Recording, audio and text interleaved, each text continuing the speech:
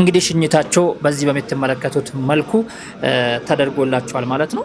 ይሄ እንግዲህ ከበኒ መስጂድ ወይ ደግሞ ከኑር መስጂድ በፍጥነት ወደ አላህ መሄድ ፈልጋለሁ። ያን ከማድረጌ በፊት ግን እንድታደርግልን የምፈልገው ነገር አለ ብለው አጥብቀው ጠይቀውኛል። ሙፍቲ ካፊር ናቸው። ሙፍቲን ስለ የገላገለን አላህ ምስጋና ይገባው። ስጁደ ሹክር ያስፈልገዋል። እንደዚህም ደግሞ ይሄን ጠማማ ሰውዬ አላህ ገላገለን እንዲህ አደረገ። በዚህ መልኩ በምትመለከቱት መልኩም ተሰግዶባቸዋል። ሰላቱል ጀናዛቸው በዚህ መልኩ ተሰግዶባቸዋል። እንግዲህ እዚህ ጋር ጀናዛው አይሂድ ይሁን ወይ ደግሞ ለምን እንደሆነ አላውቅም፣ ግን እዚህ ጋር እኮ ምንም ግርግር መፈጠር አልነበረበትም እኮ እዚህ ጋር አላ አሊ ሰይድና ሙሐመድ اللهم صل وسلم على سيدنا ومولانا محمد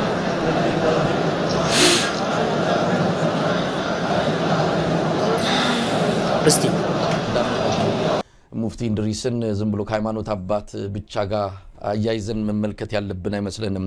የፖለቲካ ኃይሎች ሰለባም ነው የሆኑት። በተለይ የአብይ አህመድና በዙሪያው የተሰበሰቡ ይሄ ጽንፈኛ የኦህዴድ አክራሪዎች ወይም ደግሞ የኦሮሞ ጽንፈኛ እንበላቸው እነ አህመዲን ጅብል ያደረጉት አንድ ሴራ ተልኮ አለ። በዛ አሰላሙ አለይኩም ወራህመቱላሂ ወበረካቱሁ። ወድና ተከበራችሁ የዛሬ ሚዲያ ቤተሰብ እንደምን አላችሁልኝ? እኔ ያለሁላችሁ በድጋሚ ተመልሰን ተገናኝተናል። እንግዲህ እንደሚታወቀው የተቀዳሚ ሙፍቲ ሀጂ ዑመር የቀብር ስነ ስርዓት አስር ተሰግዶ ከአስር በኋላ የቀብር ስነ ስርዓት ተፈጽሟል ማለት ነው። እንግዲህ ከሙፍቲ ሞት ጋር በተያያዘ ብዙ ቪዲዮዎች እየተሰሩ ይገኛሉ። ሌሎቹ ሲደሰቱበት፣ ሌሎቹ ደግሞ ሲያዝኑ ሲያለቅሱ ተመልክተናል ማለት ነው። በጣም በሺ የሚቆጠር ህዝብም ወጥቶ ሸኝቷቸዋል ማለት ነው። እንግዲህ በጣም ከባድ ነበረ።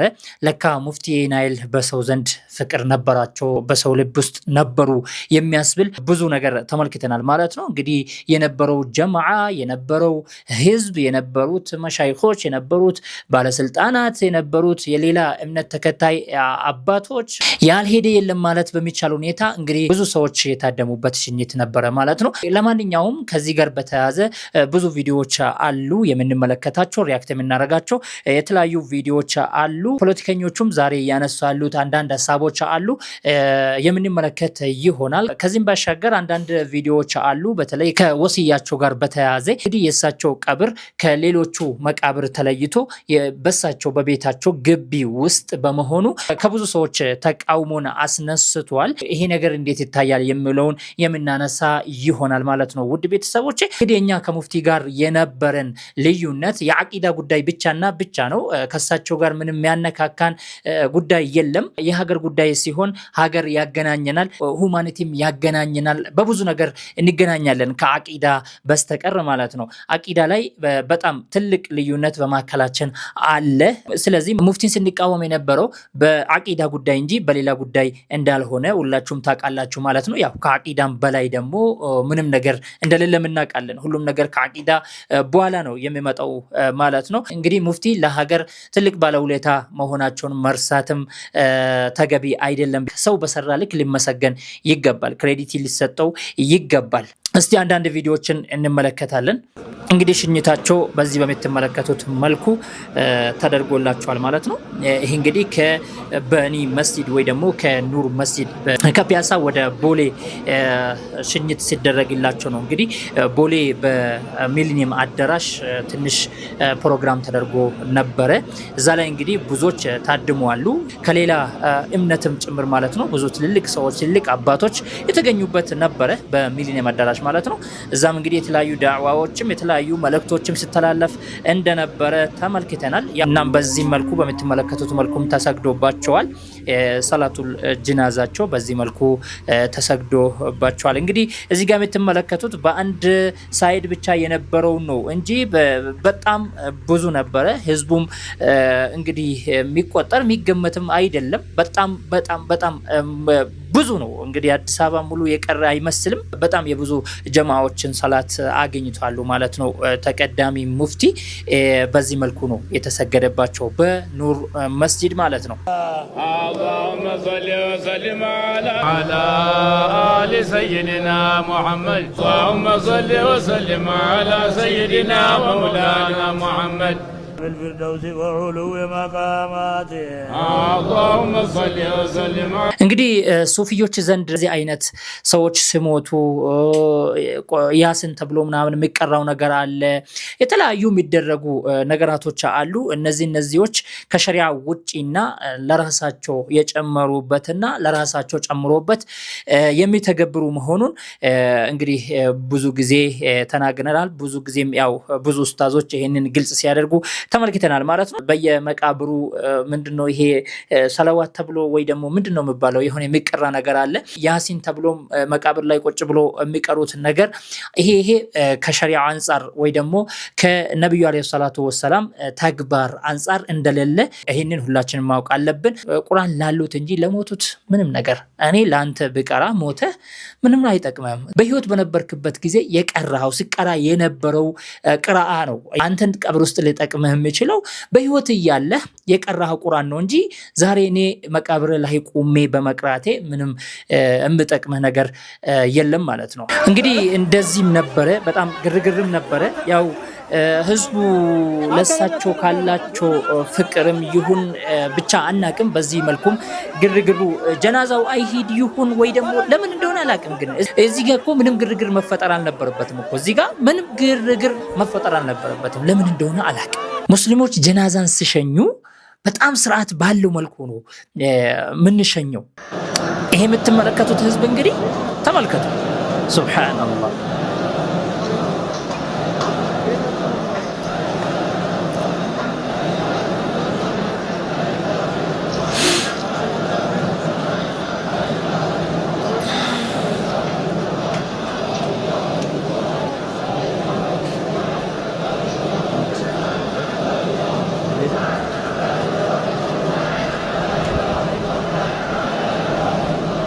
እንግዲህ ከሙፍቲ ሞት በላይ በጣም ብዙዎችን ያሳዘነና የብዙዎችን ልብ የነካ ጉዳይ ቢኖር ይሄ ነገር ነው። አልሐምዱሊላህ እንደሰማችሁት ነው። ያው ትልቅ ሙሲባ ነው የወደቀብን። አባታችን ናቸናል፣ የሁላችንም አባት ናቸው። አዝነናል። ስለዚህ ወደማይቀረው አኼራ ሄደዋል። ሲሄዱ ደግሞ ያው እንግዲህ ሁላችንም ወደዛው ስለሆን ሸሪዓው አስቀምጠውና ለነሱም በአማረ መልኩ ለማድረግ እየጣርን ነው። ስለዚህ በዚሁ መልኩ በነገው ዕለት እንደተነገረው ያው ከሞተ ሰው ወደ ቤቱ ማድረስ ስለሆነ ነገ እንደ አላህ ፍቃድ 10 ሰዓት ላይ የቀብር ስነ ስርዓታቸው ይፈጸማል። ሁላችሁም ከጎናችን እንድትሆኑ እንጠይቃለን። በኑር መስጊድ ምንሰግድ ይሆናል። ከዛ ውጭ የመቃብር ስፍራቸውን በተመለከተ ቀደም ሲል በኑዛዜያቸው መሰረት ወይም ወሲያ ያላቸው ሲሆን በወሲያቸው መሰረት በራሳቸው ሐሪማ በመስጊዳቸው ከመስጊዳቸው ጎን ባለ የመቃብር መካነ መቃብር ቦታ ላይ እንዲሆንላቸው ባስቀመጡ መሰረት በዚሁ መሰረት ኑዛዜያቸው እናስፈጽም ይሆናል። ወሲያቸውን እናስፈጽማለን። ይህ ነገር በከተማ ባይለመድም በገጠር መሻይኾች ያለ የነበረ ወደፊትም የሚኖር ነው። ይሄ ደግሞ በዛ መልኩ የሚሄድ ይሆናል። ወሲያ የሚቀየር ነገር ስላልሆነ እንደዚህ ነው። ይህንንም በማስመልከት ከወሲያ በላይ ነሲሃ ይቀድማል። ነሲሃ ለኡማው ነሲሃ ማለት ነው። እሳቸው ኑዛዜ ያደረጉ ወይ ደግሞ ወሲያ የሚባለውን ነገር አንድ ሰው ስሞት እንግዲህ እንደዚህ ትልልቅ ሰዎች የተለያዩ ወሲያዎች አድርጉ ነው የሚሞቱት ማለት ነው። ስሞቱ እንደዚህ ትልልቅ ሰዎች ማለት ነው። ነገር ግን ያ ወሲያ ጥቅሙ ምንድን ነው? ከጥቅሙ አንጻር ነው መታየት ያለበት። ለኡማው ምንን ሊያስከትል ይችላል የሚለው ግምት ውስጥ መግባት ነበረበት ማለት ነው። ይህንን ማድረግ የሚችሉት ደግሞ እናንተ ናችሁ። ማንም ከናንተ አልፎ ይህንን ማድረግ የሚችል ሰው የለም። እናንተ ናችሁ። ይህንን ማመቻቻትና ማሰብ ያለባችሁ የነበረባችሁ እናንተ ነበር። ይሄ ነገር ነገ ለሌላ ጄኔሬሽን ምን አይነት ፈተና ሊሆን እንደሚችል ታውቃላችሁ ሁላችሁም ማለት ነው። ይሄ ነገር በከተማው ባይለመድም በገጠር በተለያዩ አካባቢ ላይ በተለያዩ መሻይኾች የተለመደ ነው ብሎ መግለጫ እየሰጠ ነው። ልጃቸው ነው መሰለኝ መግለጫ እየሰጠ ነው። ታዲያ የገጠር መሻይኾች ያደረጉት ነገር ዛሬ ላይ ጥቅሙ ምንድን ነው? ማንን እየጠቀመ ነው? የተለያዩ አካባቢ ላይ ካያችሁ መቃብር የአምልኮ ስፍራ ሆኗል። ገጠር አካባቢ ላይ ማለት ነው። እንደዚህ አይነት ትልልቅ ሰዎች እንደዚህ በህዝቡ ልብ ውስጥ ያሉ ሰዎች ስሞቱ ሰዎች ወዲያው ነው በቃ ወደ አምልኮ ስፍራ ነው የሚቀይሩት ማለት ነው። በቃ የሆነ ነገር ይደረጋል፣ ይታጠርበታል። ከዛን ጀባት እየተባለ ምን እየተባለ ብዙ ነገር ተመልክተናል። ብዙ ነገር አይተናል። ብዙ ዛሬ ያንን ነገር ለማጥፋት ዛሬ ያንን ነገር ለመቀየር ብዙ ኡስታዞች እየለፉበት ነው ያሉት። ብዙ መሻይኾች በየገጠሩ እየዞሩ ይሄንን ነገር ለመስበር እየለፉ እየሰሩ ያሉበት ሲቹዌሽን ነው ያለው። ይሄ ነገር ከምን የመጣ ነው? ከእንደዚህ አይነት መጀመሪያ ላይ ማስተካከል እየተቻለ ችላ ተብሎ ወይ ደግሞ አይ የአባቴ ኑዛዜ ነው ማድረግ አለብኝ መፈጸም አለብኝ በሚል እየተደረገ ነገር ነው። ዛሬ ላይ ያንን ነገር ነቅሎ መጣል በጣም ከብዶናል። እንደዚህ አይነት መቃብሮች ለአምልኮት የሚመቻቹ መቃብር ናቸው። ስለዚህ ከወዲሁ ማስተላለፍ የምፈልገው ነገር ምንድነው? ህዝቡ እንዲጠነቀቅ በጣም ጥበቃም እንዲደረግ። ትላንትና እሳቸው በህይወት እያሉ እግራቸው ላይ ወድቆ ሲሰግድ የነበረው ህዝብ ነገ ምን ሊያደርግ ነው? መቃብራቸው ላይ በጣም ስንፈራ የነበረው ነገር ነው። በነገራችን ላይ ይሄ ጉዳይ ማለት ነው እኔ የሆነ ቪዲዮ ላይ ተናግራለሁ። ነገ ሙፍቲ ሞቶ ቀብራቸው የአምልኮት ቦታ እንዳይሆን እሰጋለሁ ብዬ የሆነ ቪዲዮ ላይ ያቺ ሀውለት የምትባል ሴትዮ እግራቸው ላይ ወድቃ ምናምን በወቅቱ ተናግሬ ነበር ለማለት ፈልጌ ነው። ይሄ ነገር ነገም ሊሆን የሚችል ነገር ነው እና ልንጠነቀቅ ይገባል ለማለት ነው። ሙፍቲ ለሀገር ትልቅ ነገር ሰርተዋል፣ ብዙ ነገር አበርክተዋል። በነገራችን ላይ በቅርቡ ማለት ነው አብይ ከመጣ ወዲህ ራሱ ያደረጉት ትልቅ ነገር አለ። እሱን ከአብይ አንደበት እስቲ እንስማ። ሙፍቲ በፍጥነት ወደ አላህ መሄድ እፈልጋለሁ። ያን ከማድረጌ በፊት ግን እንድታደርግልን የምፈልገው ነገር አለ ብለው አጥብቀው ጠይቀውኛል። አንደኛው ኢስላሚክ ባንክ በኢትዮጵያ እንዲፈጠር ነው።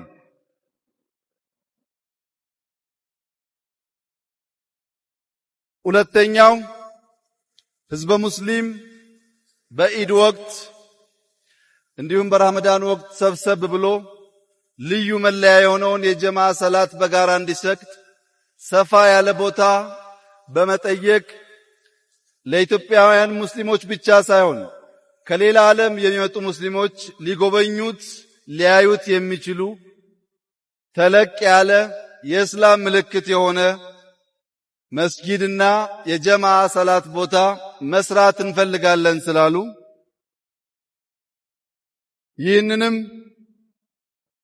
ለማሳካት በጽኑ የምንሰራ መሆኑን በዚሁ አጋጣሚ ላረጋግጥላችሁ እፈልጋለሁ። ስለዚህ እንደዚህ አይነት ፕሮጀክቶች ዛሬ ላይ ተሳክቶ የምንመለከታቸው ለምሳሌ እንደ ኢስላሚክ ባንክ አይነት እናም ደግሞ አሁን ላይ እየተሰራ ያለው ተጀምሮ ያለው የነጃሺ መስጂድ ማለት ነው በሳቸው ጥያቄ መሰረት የተጀመረ ጅማሮ ነው ማለት ነው። የተጀመረ ፕሮጀክት ነበረ ማለት ነው። ዛሬ ላይ ሰክሰስ ሆኖ እሳቸውም በአይናቸው ተመልክቶ የጠየቁት ነገር መልስ አግኝቶ እንደዚህ አይነት ስኬቶችን አሳክቷሉ ለማለት ፈልጌ ነው። ከኛ ጋር ያላቸው ልዩነት አቂዳ ላይ ነው። አሁንም ደጋግሜ የሚነግራችሁ ማለት ነው ሰው በሰራ ልክ ሰው ባደረገ ልክ ክሬዲት ሊሰጠው ይገባል፣ ሊከበርበት ይገባል። ወደ አቂዳ ስንመጣ በጣም ሰማይና ምድር ነን። በዚህ መልኩ ነው መረዳት ያለብን ለማለት ፈልጌ ነው። ውድ ቤተሰቦቼ ሙፍቲ ካፊር ናቸው። ሙፍቲን የገላገለን አላህ ምስጋና ይገባው። ስጁደ ሹክር ያስፈልገዋል። እንደዚህም ደግሞ ይህን ጠማማ ሰውዬ አላህ ገላገለን እንዲህ ያደረገን ምናምን ኧረ አይባልም። ወላሂ መጨረሻችንን የኛም መጨረሻ አናቀው። እኔ ሐቂቃ ነው የምናገረው። አሰላሙ አለይኩም ወራህመቱላሂ ወበረካቱ። እኔ የምለው በዚህን ያህል ደረጃ መጨካከናችንን ምንድን ያመጣው? እኔ ያንዳንድ ሰው ሱና ተከታይ መሆን ወይም የአህለ ሱና ወል ጀማዓ አባል ነኝ ብሎ ማሰብ ሌላውን በማክፈር ነው እንዴ ሱናነት የሚረጋገጠው? ሌላውን ከኢስላም በማውጣት ነው እንዴ? ምን ያህል ባችን ቢደርቅ ነው? ሙፍቲ ካፊር ናቸው። ሙፍቲን የገላገለን አላህ ምስጋና ይገባው። ስጁደ ሹክር ያስፈልገዋል። እንደዚህም ደግሞ ይህን ጠማማ ሰውዬ አላህ ገላገለን እንዲህ ያደረገን ምናምን ኧረ አይባልም። ወላሂ መጨረሻችንን የኛም መጨረሻ አናቀው። እኔ ሐቂቃ ነው የምናገረው። የማንንም ውዴታ ፈልጌ አይደለም። ለማንም ማሽቃብጥ ሰው አይደለሁም። በማንም ትዕዛዝ ምንቀሳቀስ ሰው አይደለሁም። የማንም ወገን ደግሞ አጨብጫቢም አይደለሁም። ነገር ግን ትክክለኛውን ነገር መናገር ያስፈልጋል። እስቲ አንተን አክፋሪ ያደረገ እስልምና ውስጥ የምትመድብ ከእስልምና የምታስወጣ አንዱን ሙናፊቅ አንዱን ሙስሊም አንዱን ካፊር የምታደርገው አንተ ማን ነህ? አንድን ሰው እኮ ካፊር ለማለት የራሱ ደዋቢጦች አሉት፣ መስፈርቶች አሉት። ሙብተዲዕ ለማለት የራሱ መስፈርቶች አሉት። እነዚህ መስፈርቶች የሚያሟላና ይህንን ነገር የሚያስቀምጠው ይህን ክራይቴሪያ ያሉትን ክራይቴሪያዎችን አስቀምጦ ሁክም የሚሰጠው ዑለሞች ናቸው። የዑለማ ስራ ላይ ገብቶ ዛሬ ማንም ወጠጤ መጥቶ እንደፈለገ አፉን ይከፍታል። አላህን አትፈሩ? ሰው ማክፈር በጣም ከባድ እኮ ነው። እኚህ ሰው አው ያቂዳ ብዙ አይነት ልዩነቶች ሊኖሩ ይችላሉ በመሐከላችን።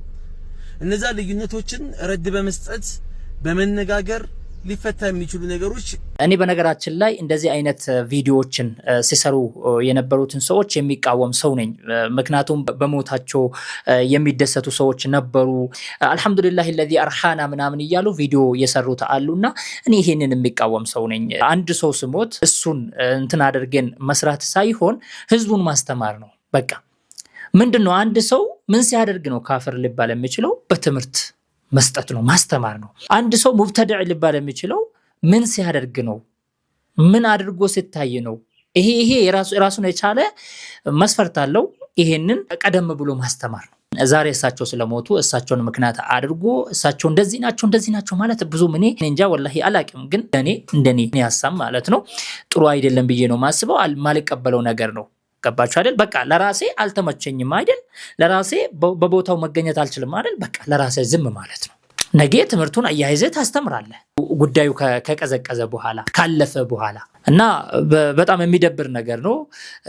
እናም ደግሞ ከብዙዎች ጋር እንዳንቀራረብ የሚያደርጉን ነገሮች ናቸው ብዬ ነው ማስበው። ስለዚህ ከነዚህ አይነት ነገር ብንቆጠብና ጊዜውን ብናቅ አሪፍ ነው ባይነኝ እኔ እንደ አንድ ሚዲያ ሰው። ፖለቲከኞቹስ ምን እያሉ ነው? እስቲ ተቀዳሚ ሀጂ ሙፍቲ እንድሪስን ዝም ብሎ ከሃይማኖት አባት ብቻ ጋር አያይዘን መመልከት ያለብን አይመስልንም። የፖለቲካ ኃይሎች ሰለባም ነው የሆኑት። በተለይ የአብይ አህመድና በዙሪያው የተሰበሰቡ ይሄ ጽንፈኛ የኦህዴድ አክራሪዎች ወይም ደግሞ የኦሮሞ ጽንፈኛ እንበላቸው እነ አህመዲን ጀበል ያደረጉት አንድ ሴራ ተልኮ አለ። በዛ ሴራ ተልኮ ውስጥ ተጠልፈው ነው የወደቁትና ከስልጣንም እንዲወገዱ የተደረገው። በዚህ አብይ አህመድ እጁን አስገብቶ የሳቸውን መባረር ወይም ደግሞ ከስልጣን መውረድ አስተዋጽኦ በቀላሉ የሚገለጽ አይደለም። አሁን ያለው መጅሊስ የብልጽግና መጅሊስ ነው። አሁን ያለው ቤተ ክህነት የብልጽግና ቤተ ክህነት ነው። ምንም ወዲያ ማለት እና እንደው መሸፋፈንና መደባበቅ የሚያስፈልግ አይደለም። ተቀዳሚ ሀጂ ሙፍቲ እንድሪስ ለኦሮሞም ለኦርቶዶክስ ለአማራውም ለሁሉም ሙስሊሞች አባት ሆነው ትልቅ እንደ ዋርካ ታይተው የአባትነት ምክር ሲሰጡ የነበሩ ናቸው። ይሄ አልተወደደም። በብልጽግና መንደርሳቸው ሞገስ አልነበራቸውም። ስለዚህ አብይ አህመድ በዚህም በዛም ብሎ እነ አህመዲን ጀበልን አደራጅቶ እሳቸው ከስልጣን እንዲወገዱና አሁን ያሉት እውነት ለመናገር አሁን ያሉትን የመጅሊስ ፕሬዝዳንት እንደው የሙስሊም አባት በአባትነትም ለመጥራት የሚከብዱ ናቸው። ቀደም ሲል አንተ እንዳልከው ነው ብልጽግና በተነካ ቁጥር ቀድመው ለማዳን የሚረባረቡ አማራ ክልል ላይ የሆነች ነገር ከተፈጠረች ደግሞ መግለጫ ለመጻፍ ምንም የማያመነቱ ወዲም ወዲያም ብለው ማሰብ የማይፈልጉ በጣም እውነት ለመናገር እንዲህ አይነት አባት ኢትዮጵያ ላይ አሉ መባሉ በራሱ የሚያሳፍር ነው። እነዛን አባታተን እንደዚህ አይነት አባት ቦታው ላይ መቀመጣቸው ለኢትዮጵያ ሙስሊሞችም በአጠቃላይ ለኢትዮጵያ ህዝብም ትልቅ ዕዳና ሸክም ናቸው ማለት ይችላሉ። ለማንኛውም እኚህን አባት ምን ጊዜ እናስታውሳቸዋለን። ይሄ ከሌላ ጉዳይ አንፃር አይደለም። ኢትዮጵያ በተጎዳች ጊዜ አባት በምትፈልግበት ጊዜ የመጡ ግን ብዙ ከሳቸው ብዙ ነገር እንዳናገኝ ተደርገን በጠዋቱ ከኃላፊነት እንዲነሱ የተደረጉ መሆናቸውን በማስታወስ እንግዲህ እነዚህ ሰዎች የሆነ ነገር ኮሽ ባለ ቁጥር ጉዳዩን ወደ ፖለቲካ የሚወስዱ ሰዎች ናቸው። ከፖለቲካ ጋር የሚያያይዙና ከራሳቸው አይዲዮሎጂ ጋር አያይዞ የሚፈስሩ የሚተረጉሙ ሰዎች ናቸው። የሆነ ነገር ይከሰት የሆነ ነገር ኮሽ ባለ ኢትዮጵያ ውስጥ እና አህመዲን ጀበል ናቸው ግንባር ቀደም የሚጠቀሱት። በእነሱ አይዲዮሎጂ ነው በቃ ሁሉም ነገር መከወን አለበት ኢትዮጵያ ውስጥ። የሳቸው መሞትስ አሟሟታቸውስ እንዴት ነው የሞቱት? እንደው አትነግሩንም? ሰው ነው የገደላቸው እና አህመዲን ጀበል ናቸው የገደሏቸው አትሉንም? መቼም በሬ ወለደ እናንተ ጋር የተለመደ ነው ብዬ ነው። በሬ ወለደ እናንተ ጋር የተለመደ ነውና ለምን እንደዛ አላላችሁ? በነ ሙጂብ አሚኖ ሴራ ነው የተገደሉት አትሉንም? ከሱስ ለምንድን ነው ወደ አላላችሁት? ለምን አልተናገራችሁ? መቼም ከናንተ የምንሰማው ነገር መሬት ላይ የሌለውን ነገር ነው። ለምን ይሄንን አልተናገራችሁ? ለምን ተቆጠባችሁ? እንግዲህ ለነሱ ፖለቲካ በጣም ይመቹ ነበር። ሙፍቲ የሆነ ነገር በሙስሊሙ በኩል ለማድረግ ሲፈልጉ ያው ሙፍቲ በር ከፍቶ ነው የሚለቁላቸው። ለዚህ ነው እንግዲህ በዚህ ልክ ሙፍቲን እያወደሱ ያሉትና በነገራችን ላይ ለሙስሊሙ ጥሩ ነገር አስበው እንዳይመስላችሁ እነዚህ ሰዎች ለሙስሊሙ ጥሩ ነገር አስበው እንዳይመስላችሁ። ሙፍቲ በስልጣን ላይ በነበሩበት ጊዜም ሙፍቲም ተነስቶ ለሙስሊሙ ጥሩ አስተሳሰብ የላቸው። ይሄንን ማወቅ አለባችሁ። መቼም እነዚህ ሰዎች ለሙስሊም አይበጁም አይደሉም። ይሄንን ማወቅ አለባችሁ። በነገራችን ላይ በቃ አንድ ሰው ትክክለኛ ሙስሊም ለመባል ትክክለኛ ኢትዮጵያዊ ለመባል የነሱን አይዲዮሎጂ መደገፍ አለበት፣ የነሱን ፖለቲካ መደገፍ አለበት፣ ማራመድ አለበት፣ ያለውን መንግስት ደግሞ መቃወም አለበት ማለት ነው። ካልሆነ ሰው አይባልም፣ ካልሆነ ሙስሊም አይባልም፣ ካልሆነ ኢትዮጵያዊ አይባልም በእነዚህ ቆሻሻ ፖለቲከኞች ዘንድ ማለት ነው። እንደዚህ ነው። ለሙስሊሙ ጥሩ አስቦ እንዳይመስላችሁ ድንገት እንደዚህ ሲሉ የኛውን አጣጥሎ የኛውን በዚህ ልክ ሲያሞጋግሱ ሲያወድሱ ለሙስሊሙ ጥሩ ነገር አስቦ ወይ ደግሞ ጥሩ ሐሳብ ኖሯቸው እንዳይመስላችሁ። ፈጽሞ አይወዱልንም። ይሄንን እስልምና አይወዱልንም። እኔ አይደለሁም ያልኩት፣ ቁርአኑ ነው የነገረን። ስለዚህ እነዚህ ሰዎች ሁሌ ኮሽ ባለ ቁጥር ኢትዮጵያ ውስጥ የሆነ ነገር ኮሽ ባለ ቁጥር ወደ ራሳቸው አጀንዳ የሚወስዱ ወደ ራሳቸው ፖለቲካ የሚወስዱና የራሳቸውን ፖለቲካ ጫወታቸውን የሞተ ጫወታቸውን መጫወት የሚፈልጉ ሰዎች ናቸውና በሙፍቲ ገና ብዙ ነገር ሊሉን ይችላሉና ለማንኛውም ይሄን ይመስላል ውድ ቤተሰቦቼ። ያው ኢትዮጵያ እንደ ሀገር ትልቅ ሰው ነው ያጣችው ዛሬ። ለማንኛውም ሁላችንም አላህ Subhanahu Wa Ta'ala መጨረሻችንን ያሳምርልን፣ አቅባችንን ያሳምርልን እላችኋለሁ ውድ ቤተሰቦቼ። ያው ታሞ በነበሩበት ጊዜ በጣም ዱዓ ስናደርግ ነበር። አላህ Subhanahu Wa Ta'ala አቅባቸውን አሳምሮ ይወሰዳቸው፣ መሄዳቸውም ካልቀረ እንደዚህ አቂዳቸውን አስተካክሎላቸው መጨረሻቸውን አሳምሮላቸው ይወሰዳቸው ብለን ነበር። እንግዲህ ሙፍቲ በጣም ሩህሩህ እንደነበሩ፣ በጣም ለሰው አዛኝ እንደነበሩ፣ በጣም ለሰው ዳራሽ እንደነበሩ፣ በጣም ለሰው የሚያስቡ ታማኝም እንደነበሩ ብዙ ሰዎች ሲመሰክሩ ሰምተናል። ይሄንንም መዘንጋት የለብን ለማለት ነው። ለማንኛውም በሌላ ቪዲዮ ተመልሰን የምንገናኝ ይሆናል። ባላችሁበት ሰላም ሁኑልኝ። ወሰላሙ አለይኩም ወራህመቱላሂ ወበረካቱ።